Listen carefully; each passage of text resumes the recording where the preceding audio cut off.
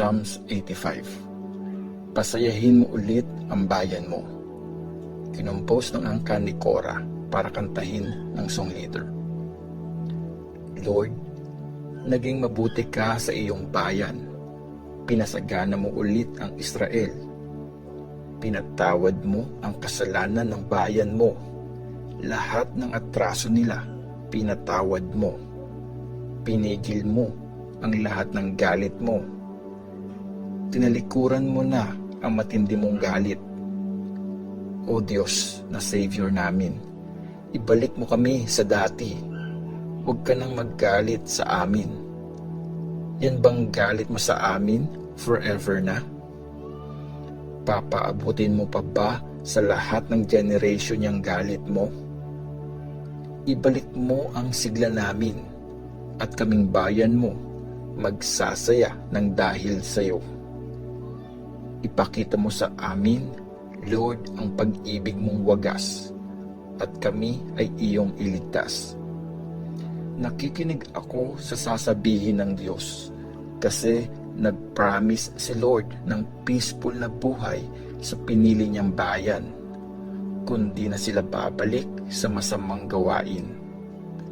Sure na ililigtas niya ang mga may takot sa Kanya para maramdaman natin sa ating lupain ang glory niya. Magsasama ang pag-ibig at pagiging tapat. Magyayakap ang katarungan at kapayapaan. Mula sa lupa, uusbong ang katapatan. Sisilip mula sa langit ang katuwiran. Yes, ibibless tayo ni Lord. Madami ang aanihin natin sa ating lupa. Mauuna kay Lord ang katarungan para i-ready ang kanyang dadaanan. Psalms 86. Lord, maawa ka sa akin. Prayer ni David. Lord, pakinggan mo ako. Please, sumagot ka. Kasi mahina ako at kawawa. Gusto ko pang mabuhay. Ingatan mo ako kasi tapat ako sa iyo. I-save mo ang servant mo na nagtitiwala sa iyo. Ikaw ang aking Diyos. Maawa ka sa akin, Lord. Maghapon akong tumatawag sa iyo. Pasayahin mo ang servant mo. Kasi, Lord, sa iyo ko sinasabi ang nasa loob ko. Mabait ka at mapagpatawad. Lord, umaapaw ang pag-ibig mo sa lahat ng tumatawag sa iyo. Please, pakinggan mo ang prayer ko, Lord. Makinig ka. Humihingi ako ng tulong. Pag may problema ako, sa iyo ako tumatawag kasi sinasagot mo ang mga prayers ko. Walang Diyos na kagaya mo, Lord. Walang makakagawa ng mga ginawa mo. Lahat ng bansa na create mo, lalapit at magbabaw sa iyo. Pupurihin nila ang pangalan mo, Lord, kasi magaling ka at nakakabilib ang mga ginawa mo. Ikaw lang ang nag-iisang Diyos. Lord, ituro mo sa akin kung anong gusto mong gawin ko at tapat akong susunod sa iyo. Turuan mo akong mag-serve sa iyo ng buong puso. O Panginoon, aking Diyos, thank you. Thank you talaga. Forever kong sasabihin, ang galing mo. Grabe talaga ang wagas mong pagmamahal sa akin. Sinave mo ako sa mundo ng mga patay. O Diyos, kinakalaban ako ng mayayabang. Nagsama-sama ang mga taong walang awa. Gusto akong patayin. Mga wala silang pakialam sa iyo. Pero ikaw, Lord, talagang mabait ka at maawaing Diyos. Hindi madaling magalit, puno ng pagmamahal at di nang iiwan. Tingnan mo ako, maawa ka sa akin, palakasin mo ako at iligtas. Akong nagsiserve sa iyo, gaya ng nanay ko. Bigyan mo ako ng sign na natutuwa ka sa akin para makita ito ng mga kaaway ko at mapahiya sila. Kasi Ikaw mismo, Lord, ang tumulong at nag-comfort sa akin. Psalms 87. Jerusalem, tahanan ng lahat. Kantang kinumpos ng angkan ni Korah.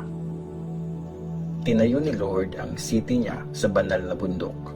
Compared sa lahat ng lugar sa Israel, pinakamahal niya ang city ng Jerusalem o city ng Diyos. Magagandang bagay ang sinasabi tungkol sa iyo.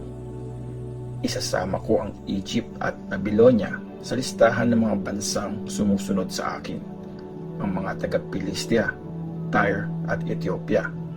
Ibibilang ko din sa mga nakatira sa Jerusalem. At tungkol sa Sion, lahat ng mga tao ay ituturing na citizen nito at itatatag ito ng mismong pinakamataas sa lahat. Gagawa si Lord ng listahan ng mga tao. Lahat sila ililista bilang citizen ng Jerusalem. Kakanta sila at sasayaw.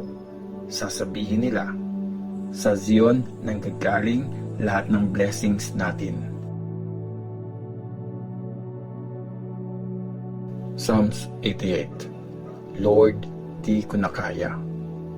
Kantang kinompose ng angkan ni Korah para kantahin ng song leader. Sa tono ng Mahalat Lianoth, isang tula ni Heman na mula sa angkan ni Ezra. O Lord, Diyos na nagliligtas sa akin, araw at gabi umiiyak ako sa iyo. Sana marinig mo ang prayer ko. Makinig ka sa daing ko. Kasi puro problema ang buhay ko. Malapit na akong mamatay. Wala na akong lakas. Tingin sa akin, patay na ako. Para akong pinabayaan kasama ng mga patay. Parang bangkay na nasa libingan, katulad ng mga kinalimutan mo na, mga taong di mo natutulungan. Tinapon mo ako sa napakalalim na hukay, sa pinakamadilim at malalim na libingan. Ang laki ng galit mo sa akin, para itong alon, nililunod ako. Dahil sa ginawa mo, nilayuan ako ng mga kaibigan ko. Dahil sa iyo, nandiri sila sa akin. Nakakulong ako at di makatakas. Lumabo na ang mga mata ko sa kakaiyak. O Lord, araw-araw akong tumatawag sa iyo. Nakataas ang mga kamay ko. Nagpe-pray sa iyo. Gumagawa ka ba ng mga himala para sa mga patay? Tumatayo ba sila para purihin ka? Pinag-uusapan ba sa libingan ang wagas mong pagmamahal? Yung pagiging tapat mo, binabanggit ba sa lugar ng mga patay? Nakikita ba sa dilim ang mga miracles mo? O ang kabutihan mo sa lugar ng mga kinalimutan na? Pero ako, Lord, humihingi ako ng tulong sa iyo. Nagpe-pray ako sa iyo tuwing umaga. Bakit mo ako pinagtatabuyan, Lord? Bakit di mo ako pinapansin? Bata pa ako, puro hirap na ang na-experience ko. Halos ikamatay ko na. Natatakot ako sa mga ginawa mo. Wala akong kalaban-laban. Dinurog ako ng malupit mong galit. Mamamatay ako sa matinding parusa mo. Nakapaligid ito sa akin, buong araw na parang baha, palapit ng palapit, galing sa lahat ng side. Mga kaibigan ko at mahal sa buhay, pinalayo mo sa akin. Kadiliman na lang ang kasama ko. Psalms 89. Prayer pag magulo ang bansa. Tula na ginawa ni Ethan na mula sa angkan ni Ezra. O Lord, forever kong kakantahin ang tungkol sa wagas na pag-ibig mo. Ipagsasabi ko sa lahat ng generation ang pagiging faithful mo. Ang pagmamahal mo, walang katapusan. Kasing tibay ng langit ang iyong katapatan. Sabi mo, gumawa ako ng kasunduan sa taong pinili ko. nagpromise ako sa servant kong si David. Laging sa lahi mo manggagaling ang hari at di matatapos ang paghahari mo. Purihin ka ng langit sa mga amazing na ginawa mo, Lord. Kantahin ng mga banal ang pagiging tapat mo. Lord, sino sa langit ang makocompare sa iyo? Sino sa langit ang kagaya mo, Lord? Takot sa iyo ang mga banal, O Diyos, namamangha ang lahat ng nakapaligid sa iyo. O Lord, Diyos na makapangyarihan sa lahat, may mas lalakas pa ba sa iyo? Lord, tapat ka sa lahat ng bagay. Sumusunod sa iyo ang nagagalit na dagat. Pag nagwawala ang alon, napapakalma mo. Ang halimaw na si Rahab, dinurog mo at pinatay. Sa lakas ng iyong kamay, tinalo mo ang iyong mga kaaway. Sa iyo ang langit, sa iyo din ang lupa, ang mundo at lahat ng nandito, ikaw ang gumawa. Create mo ang lahat ng nasa north at nasa south. Masaya kang pinupuri ng Mount Tabor at Mount Hermon. Powerful ka. Grabe ang lakas mo. Ang lakas mo talaga. Nakatayo ang kaharian mo sa paggawa ng tama at pagiging patas. Sa lahat ng ginawa mo, makikita ang wagas na pagmamahal at katapatan mo. Masaya ang mga taong nagsa-celebrate at nagpupuri sa iyo, Lord. Mga taong nabubuhay na kasama ka. Dahil sa iyo, buong araw silang nagsasaya dahil mabuti ka. Pinupuri ka nila. Ikaw ang nagpapanalo sa amin. Mabait ka sa amin, kaya kami nagtatagumpay. Lord, ikaw ang pumili na magpoprotect sa amin. Ikaw ang banal na Diyos ng Israel, ang nagbigay ng hari namin. Ang promise ng Diyos kay David. Dati, nagpakita ka ng vision sa tapat mong servant. Sinabi mo, tinulungan ko ang isang malakas na sundalo. Mula sa mga tao, pumili ako ng itinaas ko. Si David na servant ko ang pinili kong hari. Inanoint ko siya ng banal kong oil. Lagi ko siyang sasamahan. Kapangyarihan ko ang magpapalakas sa kanya. Hindi siya maiisahan ng kaaway.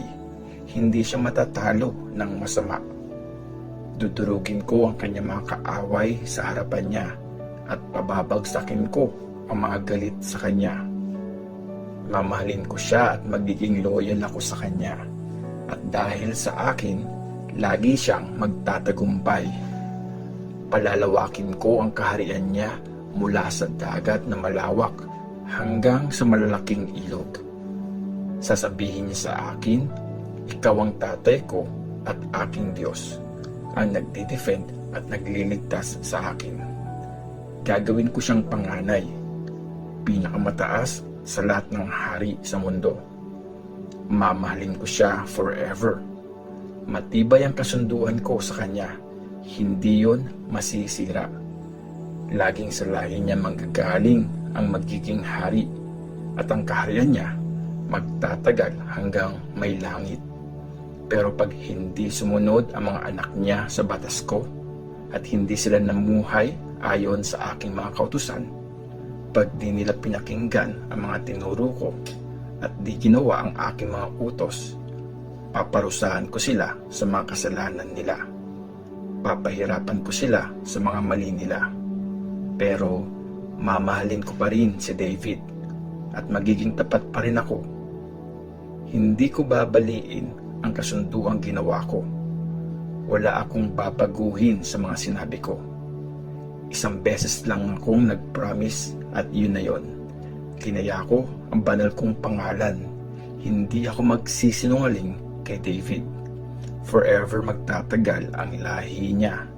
Ang kaharian niya hindi matatapos hanggat sumisikat ang araw. Hindi yun mawawala kagaya ng buwan, ang tapat na witness na nasa langit. lungkot sa pagkatalo ng hari. Pero ngayon, tinakwil mo at nireject ang iyong piniling hari. Napuno ka ng galit sa kanya.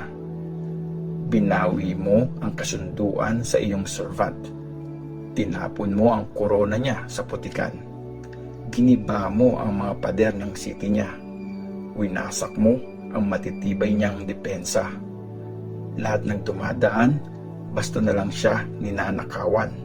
Pinagtatawanan siya ng mga bansa sa paligid niya. Ginawa mong powerful ang mga kalaban niya. Pinasaya mo silang lahat. Oo, ginawa mong useless ang espada niya at pinabayaan mo siya sa laban. Inalis mo ang kapangyarihan sa kamay niya at ang trono niya pinagsak mo sa lupa. Pinaiksi mo ang buhay niya. Pinahiya mo siya ng sobra. Prayer para iligtas ni Lord. Lord, hanggang kailan ganito? Forever ka na bang magtatago? Hanggang kailan mag-aapoy ang galit mo? Alam mo maiksi lang ang buhay. Para saan pa at create mo ang lahat ng tao?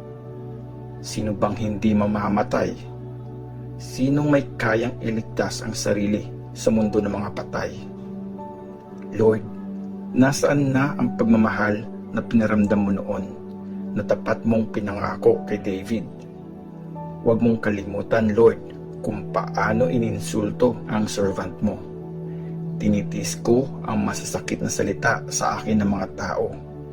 Iniinsulto ng mga kaaway mo ang haring pinili mo, O Lord. Nilalait siya kahit saan siya pumunta. Purihin si Lord forever. Amen.